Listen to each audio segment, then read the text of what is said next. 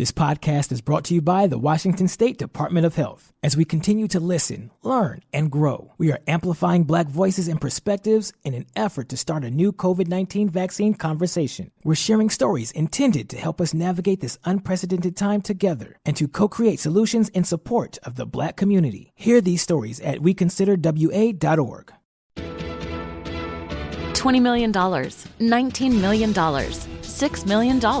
These are all awards recovered for clients of Phillips Law Firm. To win big, you have to fight big. And Phillips Law has been fighting the too-big-to-fail insurance industry for decades. Not every case will have a multi-million-dollar outcome, but Phillips Law will fight just as hard to recover the outcome you deserve. If you or a loved one has been injured in a car accident or on the job, call or click today at 1-800-JUSTICE or visit justiceforyou.com. Hey, Ola, it's Miles. Thank you guys for listening to the Men's Room Daily Podcast. Have you heard our newest podcast? It's called The Greatest Story Never Told. Download it today on radio.com. Be sure to subscribe. New episodes are uploaded every Tuesday at noon. Unfortunately, what you're about to hear is real. The members of this radio program are simply not that bright, or what some people would call educated. They are merely stupid. They're not trying to offend anyone on purpose. And all have played doctors on TV. You have been warned and are cordially invited to join the party. This is the Men's Room. Forget it, man, and get with the countdown. Get with the countdown. Shake this square world and blast off for Kicksville. The trippers, the grasshoppers, the hip ones, all gathered in secrecy and flying high as a kite. This is the Men's Room with Miles and Thrill. You know what they say, shake your radio more than 3 times, and you're playing with it. You're listening to the Men's Room. Hey, away we go. Welcome to season 16, episode number 3,432. Along with Steve the Thrill Hill, The Ted Smith, and Mike Hawk. Montgomery! And you are the Men's Room.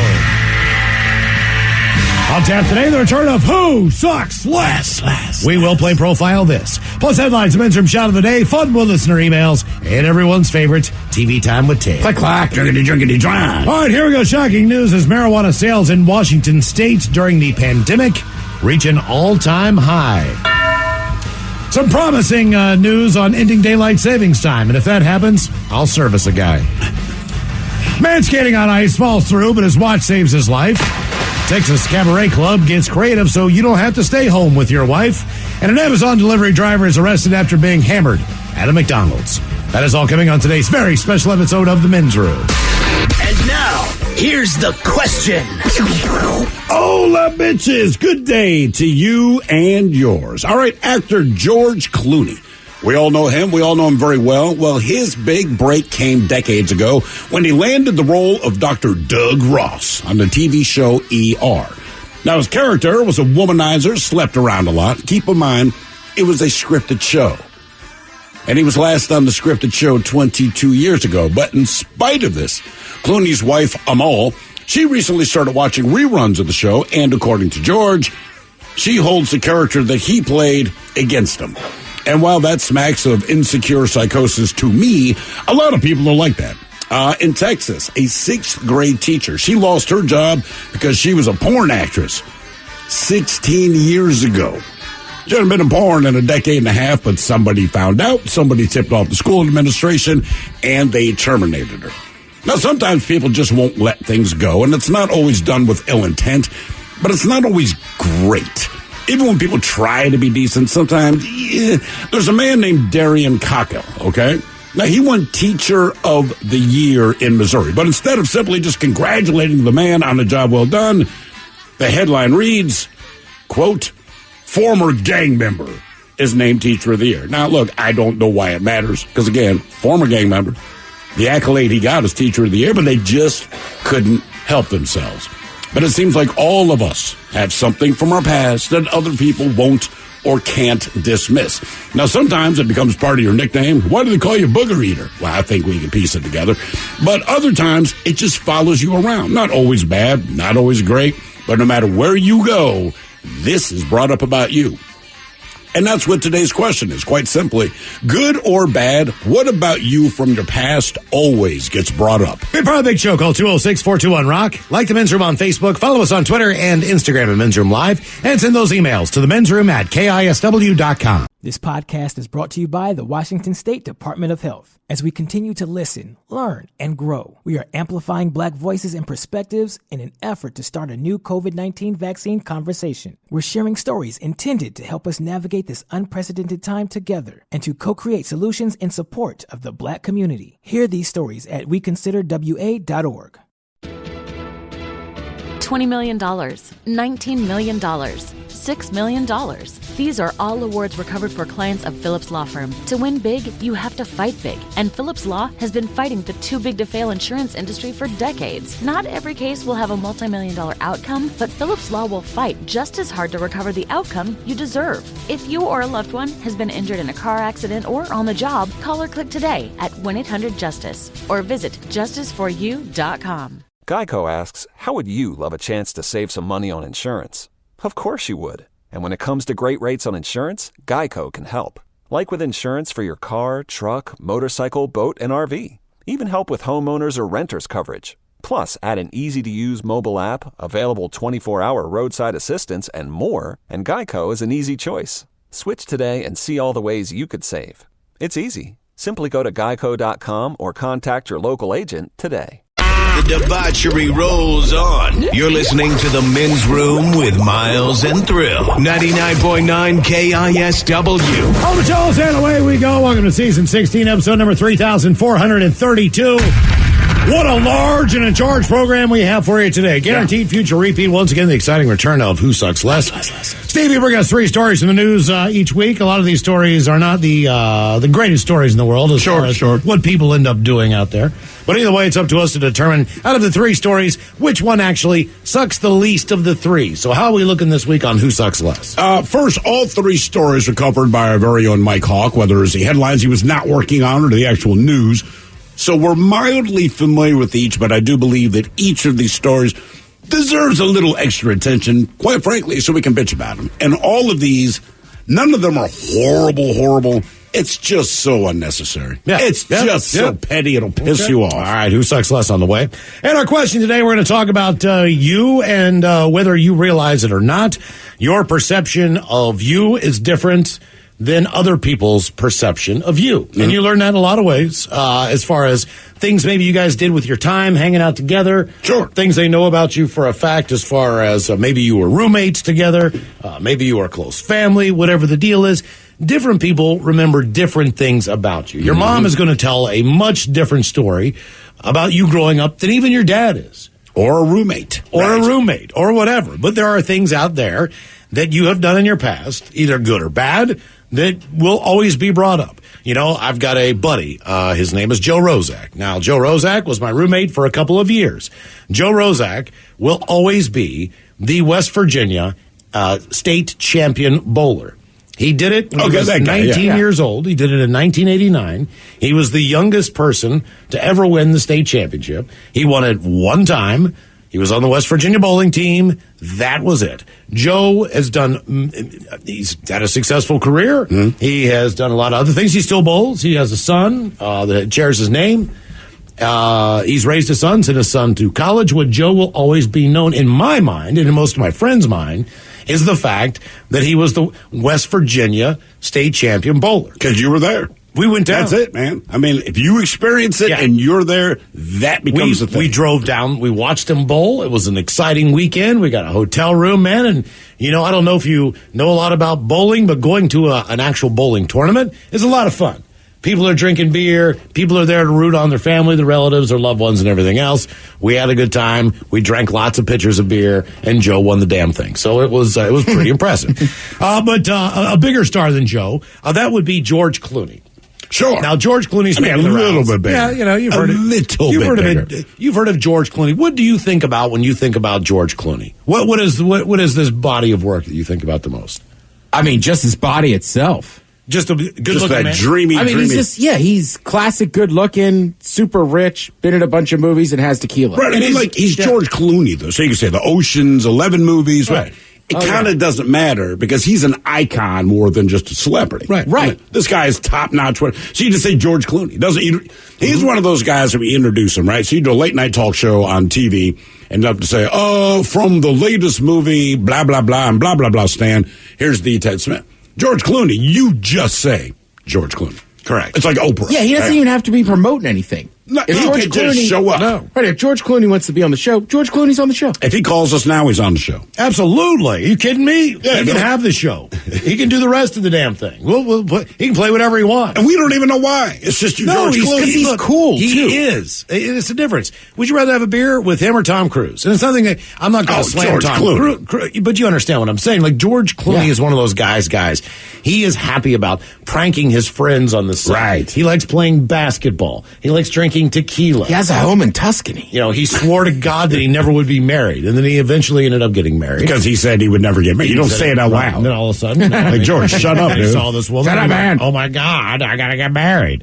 And he did it. I believe the only thing that he did, in spite of the marriage, and this is another reason you like George Clooney. He made a personal bet with Julia Roberts, said, if you ever get married before the age of 50, I will give you $1 million. And if you get married before that, you owe me $1 million. Because I know that you're getting married. He's like, no, I'm not getting married. Forget it. So he waited until he was 51. Yeah, he intentionally waited. Yeah. He took it like 2 weeks after the date, just so Julia Roberts. And he's open about it. Like, have to pay up. I planned on proposing to this woman, Amal, but I didn't. Because I don't want to give Julia Roberts $1 million. Not because I can't afford it. Just we made a bet, nephew. Yeah, and then he took that money and gave it to charity.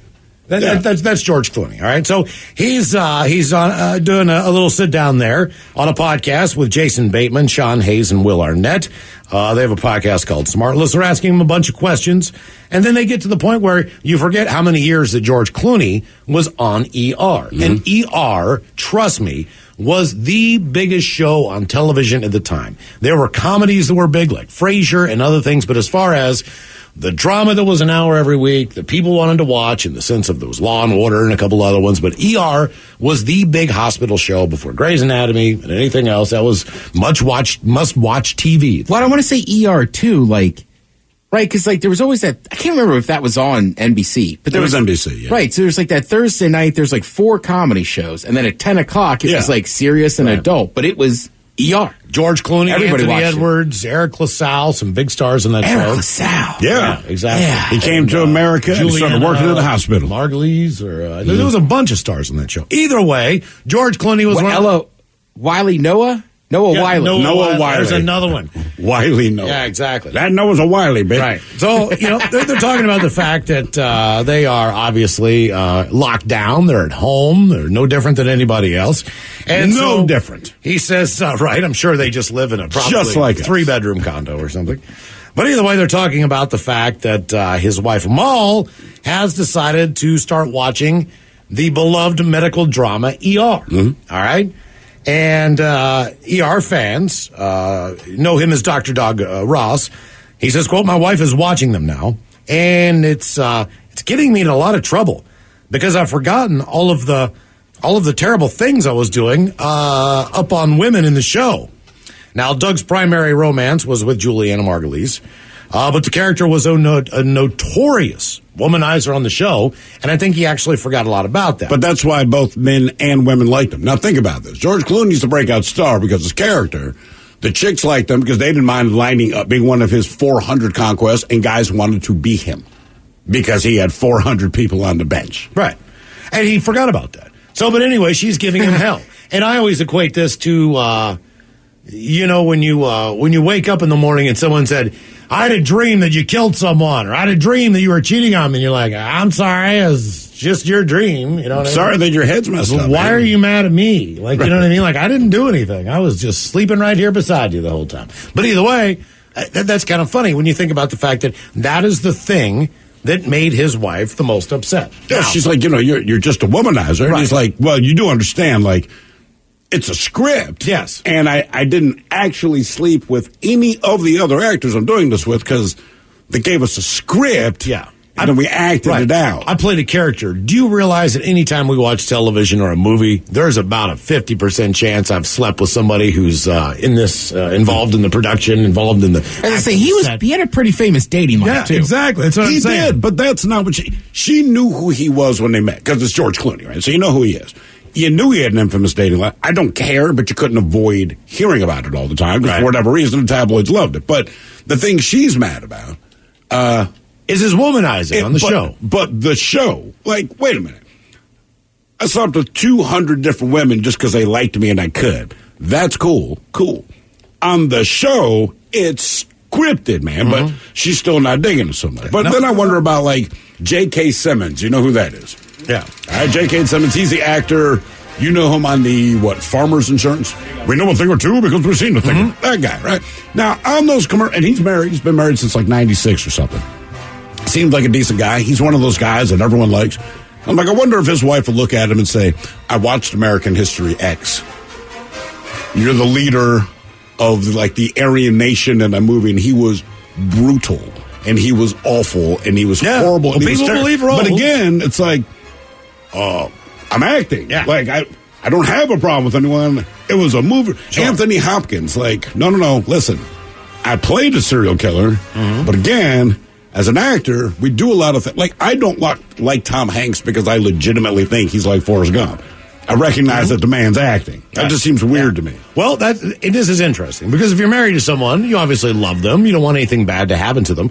The fact that George might be a womanizer in a television show is one thing, but just a little research here on some of his bodies of work. Okay, so if you're going to hold anything against him, all right. So here's George Clooney and some of the things that he has done. Okay, but just keep in mind that if his wife were to watch any of these, she would not be nearly as upset as if he was womanizing on ER. So we go with Return to Horror High, which was a movie he was in. Horror High. He was stabbed to death when he was pulled into a closet. Then there's Predator the Concert. He's mauled to death by a bear while in a sleeping bag with Laura Dern. She's not upset at that at all. So her husband is murdered by a bear. Don't care. In a sleeping bag. You didn't sleep with Laura Dern. You were sleeping. The movie Red Surf. Killed when he crashes his jet ski watercraft into some containers while fleeing from armed drug dealers. This did not bother him. Right. Okay? The Perfect Storm. Captain Billy Tyne. He drowned based on a true story when his ship goes down during the perfect storm. Hell, I almost cried watching that movie. That's a good movie. It's a great movie, but she doesn't care about that. He dies in a boat, man. He's a fisherman, for crying out loud. I mean, the most terrifying thing that you could think of to happen on the water. That's how you don't want to go. This does not bother her. Confessions of a Dangerous Mind. He was fatally wounded by a hitman sent by Julia Roberts. He bleeds to death sometime later while talking to Sam Rockwell by Sam's swimming pool. Doesn't care. Then the movie Syriana. He's killed in an explosion, along with his family and bodyguards in an assassination when a missile strikes Alexander's car convoy while George is standing next to it as Matt Damon looks on helplessly. Not only does he die in an explosion, his family does, and his best friend in real life, or one of them, looks on helplessly. It doesn't affect her at all. The American. He's shot in the stomach, dies shortly afterwards. Gravity. Dies of suffocation when he runs out of oxygen in the cold distance of space after he sacrifices himself so that Sandra Bullock can survive. George dies there, too. She doesn't care about that. Man, who cares? And then there's Ocean's 8.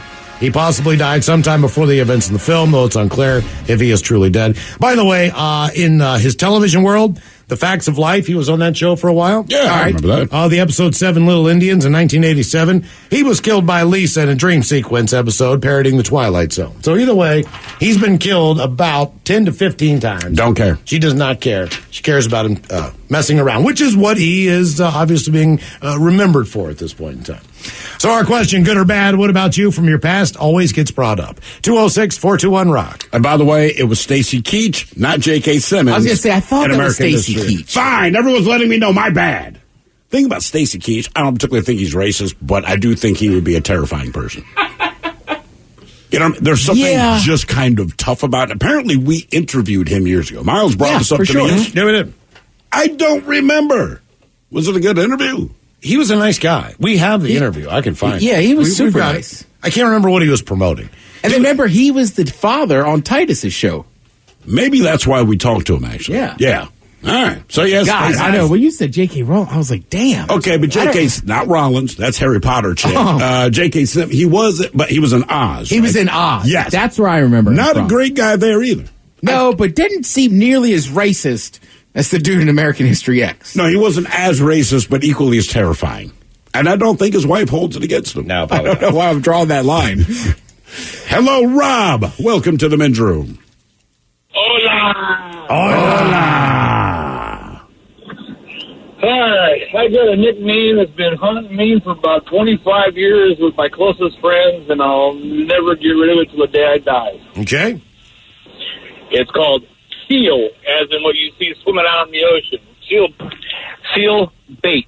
Your Seal nickname bait. is Seal Bait, or just the title of the story is Seal Bait? No, my nickname, what they gave me was seal bait. Ooh. Basically, there was about 25 years ago, me and three of my buddies were fishing at a river, and I had a nice-sized steelhead laying on a stringer floating in the water. I'm only in about 2 feet of water, maybe about knee-deep.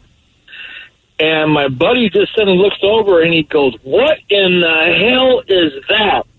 I looked down, and as I looked down, I seen this seal, probably about 400 pounds, come up in less than 2 feet of water. As I looked down, I saw it open its mouth, turn its head sideways, and bite that fish. I kicked the seal in the head. It went one way, and I ran the other way, and my buddies are laughing. They're like, "Dude, you became seal bait." And they're like, "Perfect, that's your nickname." And so to this day, it still haunts me as seal bait. Yeah, I would never put anything on a stringer by myself. Ever. Because what if an orca came up? I know it's only 2 feet of water, but it wouldn't surprise me if they could do it. Just Hell, they'll beach themselves to grab seals sometimes. Do they introduce you as Seal Bait to other people? Oh, yeah. Especially if we're out fishing. And the best part about it, this happened 25 years ago, and probably for the first 5 years after that, I would actually go out there fishing, and people remembered me, or I heard them telling stories about a guy who dang near got bit by a seal. And I just shake my head, and I'm like, yeah, that's me. yeah. Well, how crazy did it look as far as its size when it was beside you? Oh, it was enormous. I think the biggest thing that shocked me is how something that big can come within 2 feet of crystal clear water and not even make a wake. I didn't even see it. All I saw was this spotted animal, and I turned around and I see its mouth open up, and that's all I saw. And I said, I kicked it, and it went one way and I went the other. And as I got to the bank, there was an actual game warden, fish and game warden, that seen me running, asked me what happened, and I told him, and he goes, "You're not the only person that's had that encounter." Well, no, they're stealth, man. Yeah, and they know you fish there, so they know there's easy prey. But you're the only person with the name Seal Bait. Seal Bait. Okay. Lucky you. Oh, yeah. I don't know what it is about seals. They just look so damn cute. You don't realize how dangerous they can be. It's just a Disney but they factor, don't attack man. humans. No, I mean, not true. Not always. Normal. Remember that little girl that got pulled off the pier in San Francisco? Crime of opportunity. Right. It doesn't happen all the time, but it can, just because something's cute doesn't mean it doesn't hate you. Good or bad, what about you from your past always gets brought up. 206-4... This podcast is brought to you by the Washington State Department of Health. As we continue to listen, learn, and grow, we are amplifying Black voices and perspectives in an effort to start a new COVID-19 vaccine conversation. We're sharing stories intended to help us navigate this unprecedented time together and to co-create solutions in support of the Black community. Hear these stories at weconsiderwa.org. $20 million, $19 million, $6 million. These are all awards recovered for clients of Phillips Law Firm. To win big, you have to fight big. And Phillips Law has been fighting the too big to fail insurance industry for decades. Not every case will have a multi-million-dollar outcome, but Phillips Law will fight just as hard to recover the outcome you deserve. If you or a loved one has been injured in a car accident or on the job, call or click today at 1-800-JUSTICE or visit justiceforyou.com. Geico asks, how would you love a chance to save some money on insurance? Of course you would. And when it comes to great rates on insurance, Geico can help. Like with insurance for your car, truck, motorcycle, boat, and RV. Even help with homeowners or renters coverage. Plus, add an easy-to-use mobile app, available 24-hour roadside assistance, and more, and Geico is an easy choice. Switch today and see all the ways you could save. It's easy. Simply go to geico.com or contact your local agent today. One Rock. The men's room is in progress. 99.9 KISW and KISW HD1 Seattle. Sixth grade teacher in an all-girls Texas school is fighting to get her job back after she was fired for working as an adult film star more than a decade ago.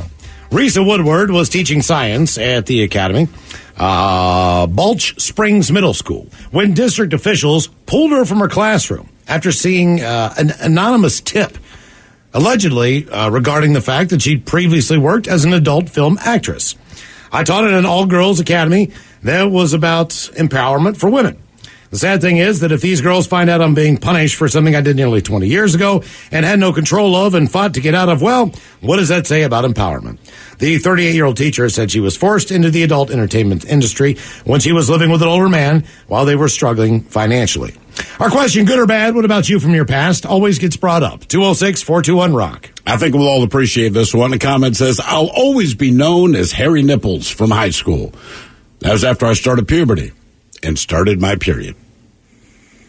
I just assumed it was a guy. And I was like, oh, okay. It sounds like a character from a movie. Hairy Nipples. Yeah. Hey. Or a member of One Direction. Yeah. I don't know if I want to go Styles or Nipples. Man, just pick Styles, bro. Just pick Styles. I don't know, mate. I think a lot of people like nipples. Hey, Hairy Nipples, if it makes you feel any better, I fought through it before myself. Hey, trust me. It doesn't stop anything. Yeah. You notice it, but you don't care. Yeah, but the guy's name was Gary. Yeah. Hello, Aaron. Welcome to the men's room. Hola, bichola. Hola. Hang on. Once again, that's what you've been up to. Yeah. The 7 words you can't say on the He radio. didn't finish the statement. So basically, that's a humble brag. Please keep those words in mind. I've been having Let's sex go. for Now 5 back to the years. program. Good for you. 5 years I've been laying it down in the Northwest. All right, Aaron, we'll assume there was more to the statement, but we think we get your gist. Are you there? Yes. Okay. You can't say the F word. Sorry, I got it under control now. Yeah. Okay. All right. Okay, I love you guys. You are awesome. So, Thank you, man. I'm living in Alaska in a town that has like 200 residents. May have heard of it. The Oscar Mayer Wienermobile went there. Yeah, that's a claim to fame. Oh, man. Wow. Yeah, what did they right? That's did they about it. did they That's tell about people it. they didn't have to go to work, or how did that all go down? No, that didn't work out that way. Okay. So I'm in Whittier, Alaska. I work for a seafood company, and it's about probably 5-6 years in. I worked there about 7-8 years. Playing cards with the bosses. Now, when I say the bosses, I mean my plant manager, my floor manager, everybody above me, other than the guy who lives in Seattle and owns it all. All right. Anyway, we're playing poker. We're having some drinks, many drinks. I'm winning, so they're definitely shoving the drinks towards me. We've been there for hours at this point playing poker. I'm probably up about $100. I go to walk out at the end of the night, and I just kind of slide down the door frame. Everybody's like, "Are you good?" I'm like, "Yeah, I'm great," and then just kind of slide down the door frame. Now, to catch back up, we have these carts in the building that mostly everybody lives in, and they're just for luggage and whatever you need to take up the elevator to your apartment. I get drug home on one of those and put in an elevator, taken up to my 12th floor, which is really 2 floors down, apartment, and drug in the apartment. My roommate says, "Oh, my God, what has happened to him?" And my other roommate says, "Hey, he's got red cab service, man." So for the next few years, I was referred to as Red Cab. And to this day, people that live here in Washington that know me and I live near and work there it's Red Cab official. You're that drunk. Okay. Okay. What do you do for a living now? I am currently unemployed because of COVID, because I worked in the space and medical industry for cutting metal, and now it's not working out so good. So I'll be damned. I figured you'd be busy as hell. Sure. Just base I anything was medical. too, but they closed down the because I believe somebody didn't want to sell something that they couldn't sell. Okay. So they didn't want to keep it on hand, so they closed our branch. Let me ask you this. Would you rather be employed doing what you were doing again in that small town in Alaska or be down here and be unemployed? Man, that's a hard choice, really. That tells you everything you need to know. The fact that that's a hard choice tells you everything. Because you're only going to like 200 people. You're back to that place again. Right. It's not like you're going to get laid. I'd like to be, well, I don't care about that. I'm married. And I married an awesome woman. But at the same time, I do miss the camaraderie of the small town action where everybody knew everybody, you knew what was going on. Yeah. I mean, it goes one of two ways, right? Either it is awful or it's great, right? Either you're part of the club or you're not, right? Was there a bar in that town? Oh, yes. It was called the Anchor Inn, and many a terrible thing and great thing happened. Okay. Either night, you know? Is it a one-bar town? More or less. Okay. All right. There is a liquor store, but it might have burnt down in 20 I bet you the bartender burned that place down. Get more business. The liquor store burned down in my town. Everybody would come out of the woodwork and try to build that place back up. You know what I mean? It'd be like Habitat for Humanity. There'd be everybody and their brother with a hammer rocking down there. Jimmy Carter shows up. Exactly, with their tool belt. These people need the booze. We're going to build this thing right back up. We're going to be in business in 2 days. That was the beauty of Baltimore, at least. The only thing that closed down there were churches, and then the as in a church, not the chicken place. Churches would close down, and then liquor stores would move in. And one of my favorites, there was actually a church that moved into a closed down 7-Eleven. All right, so it had all of the architectural details of 7-Eleven. You knew it used to be a 7-Eleven. But it had a small parking lot. This is on York Road, all right? So 7-Elevens with the parking lot, I don't know if they still do, but it used to be that there was a pole with a revolving 7-Eleven sign on top. All right, yeah. See, they just put a cross up there. I mean, they changed. Nice. They did not change anything. They literally just took down the 7-Eleven sign, put a cross. Can't remember the name of the place. And this cross would just revolve around. My favorite was always Kennedy Fried Chicken. It looked exactly like Kentucky Fried Chicken because it was. They changed like a couple letters. Yeah, there's follow what used to be a Pizza Hut on Twitter. Oh, God. Strip it clubs, is amazing. dental offices, plastic surgeons. But you can just see it's a Pizza Hut. They didn't even change the color. No, the roof is still red. Pizza Hut. You can see it. It's like they just even took Pizza Hut off the lettering of the sign and put in whatever they had. Still looks like a Pizza Hut. Dude, you know why Pizza Huts look like that? Why? Because the original one was just like an old bar the two brothers bought. So it just looked like that, so they just make them all look like this? It just looked like that, right. And then they started making pizzas and stuff. So just keep it consistent. Right. So that's why they all look like that. Just because the first one was, I think it's like in Missouri or Michigan. All right. Some of the greatest memories of my childhood is walking into a Pizza Hut, eating pizza in there. If my parents, yes. Man. Right? Big red cup full of Coke. Oh, God, man. I was like, this is going to be a great night. Fighting over those breadsticks. That's what I remember. Deep dish night. Your parents can make you do anything for the promise of going to Pizza Hut. We're thinking about going to Pizza Hut. So you're excited, right, as a kid. And then they're like, what?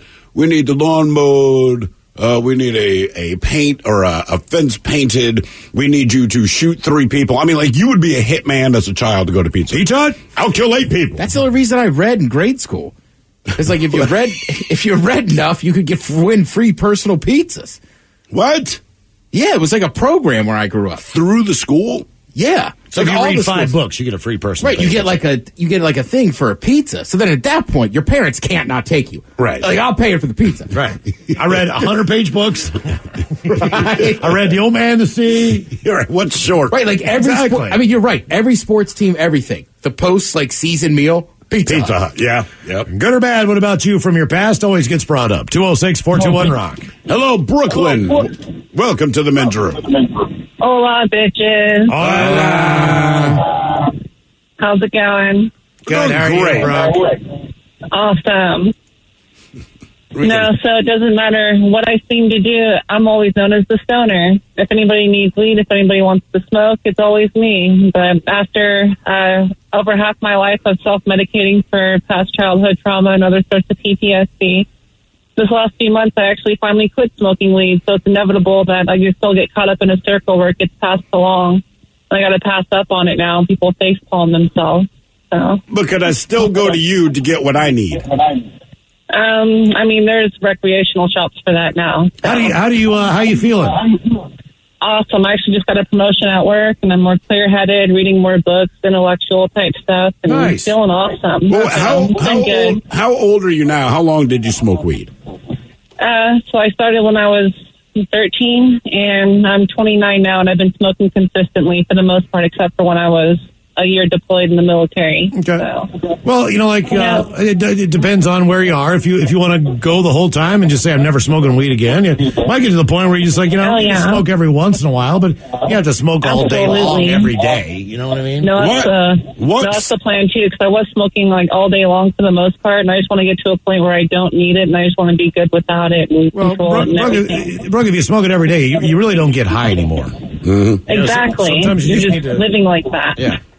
So did you basically just outsmoke everyone else in your friend group that you were nicknamed Stoner? Pretty much, yeah. I would never pass on a hit, never pass on anything. So I very I was rarely always do. up for it. Yeah, I'm right there with you. Absolutely. What branch of military were you in? The Army. All right.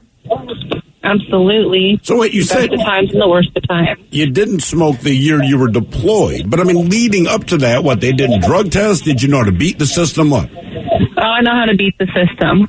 Absolutely. Were you an ass-kicking machine when you were in the Army? Oh, yeah, always. I can just hear you just giving commands. All right, everybody, let's line up. Go do some stuff. You already know. Yeah. No, I was pretty good. I was actually part of an undercover mission that I can't really talk about because it's classified. Good, it's undercover. Why'd you bring it up? Right. God, I hate people doing He that. was in Syria. I mean, now I want to bringing know. that up. That's the best part. And there was one time in Damascus, but I can't get into that. Can't tell you what happened. Right, exactly. I'll give you the date, and you can look up what happened in the news that day. You ever heard of Somalia? Yeah, I've been there once. Don't ask me. Right. Do whatever you do. But they do have a Pizza Hut. Don't ask me what I did in Mogadishu on October 13th. But you can look it up in the papers. It's right there. Good or bad, what about you from your past? Always gets brought up. 206-421-ROCK. I don't know if that's just her tone of voice or from the years of smoking, but she sounded stoned when she called. Yeah, I figured she was still smoking. Right? I think at some point it just becomes permanent. Like you stop smoking, but your brain is just chill when it comes to talking to other people. That's probably what it is. Because sometimes you meet people that have been on a ton of drugs. Right, and they haven't done them in forever. But they still seem like they're on drugs. I have a very good friend like that. Dude was heavy into acid way back. No, not Miles, Mike. This guy. I wasn't heavy into it. I did acid, but I wasn't like I was doing it every day. But I enjoyed my time. Mike's just pointing to Miles. I'm like, no. Another guy who, this guy did acid apparently a lot back in the day. I meet him later in life, and he is permanently fried.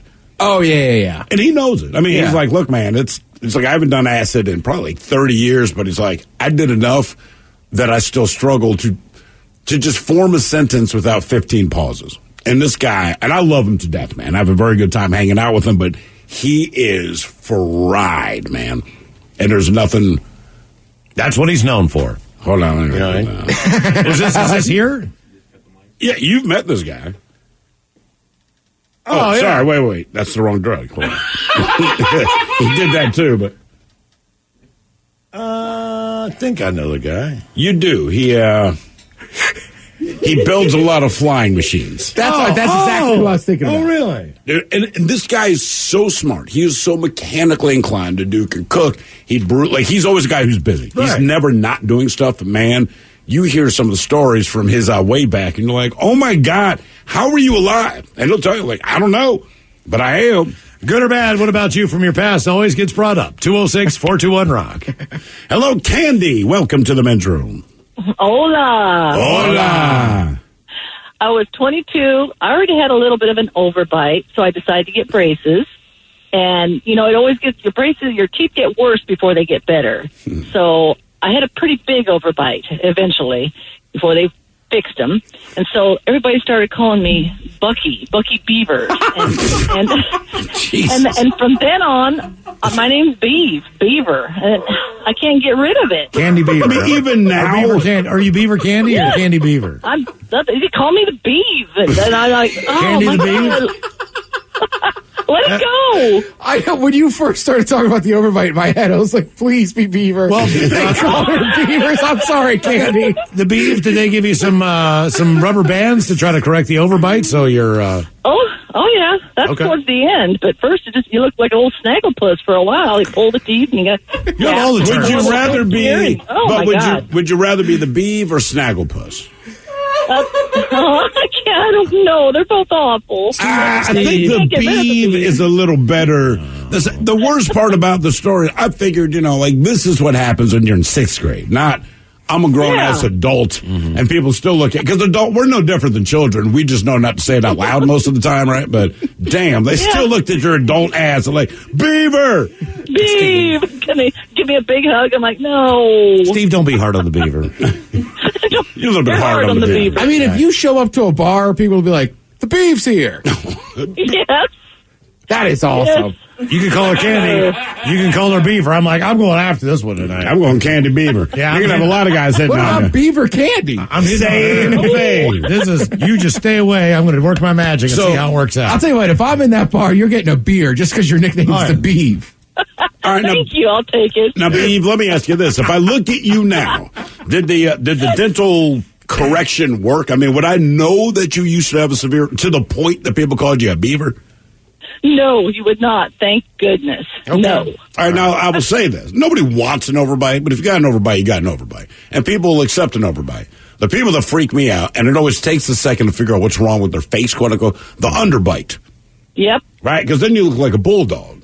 Like an overbite, you expect if someone's going to have something wrong with their mouth, like an overbite, you go like, all right. Candy, I have to ask you a question, just based on your first Yes. name. Are you married? Yes. Okay. How long have you been married?